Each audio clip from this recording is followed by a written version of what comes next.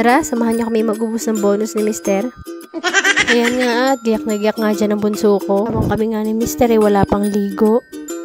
Sinamahan niya kami papuntang Tanay para kunin yung speaker. Kaya tricycle na yung sinakyan namin para maisakay nga namin yung speaker. At wala rin naman kaming ibang pwedeng pagsakyan kundi ito lang nga. At kung loloobin naman ni Lord baka sa susunod, pangarap na sasakyan naman namin ang kukunin namin. Wow! At habang papakyat nga kami dyan, nakakita nga kami na nagkabunggoong van at saka isang kotse.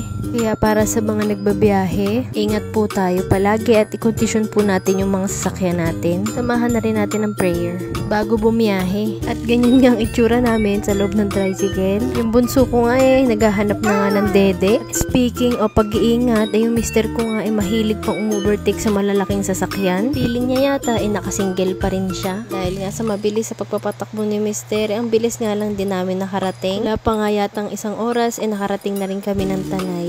Nagmamadali na rin kasi kami dahil may pupuntahan pa nga rin kami after nito. Buti na nga lang ang biyahe namin maganda ang panahon. At may itinuturo nga sa akin ng mister ko na gustong gusto daw niya ng ganun. Sabi ko nga sa kanya, ano ba talaga ang gusto mo, kotse o iyan? Pangarap pala niyang ipalit sa tricycle, yung ganong klase ng owner. Ewan ko ba dito sa mister ko, napakadaming gusto.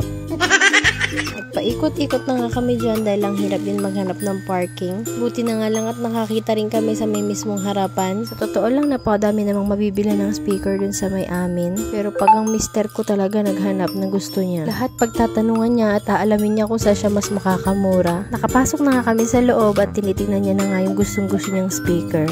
Ay, akala ko kung sino yung buntis na katabi ko. At nagkamali pa nga pala kami ng tiningnan dahil yung speaker na gusto niya pala ay nasa kabilang side. Yan nga at tinesting muna. Yan nga ang gustong-gusto ng bunso ko, yung gumagala kung saan-saan. The whole time nga na nandyan kami, wala nga kaiyak-iyak yan. Libang na libang siya sa mga nakikita niya. Siguro nga sawang-sawa na rin sa amin. Di ko nga maalis sa paningin ko yung batang yan dahil kung saan-saan nga siya pumupunta. Grabe talaga yan sa likod. Ay! Diyos ko po, anak!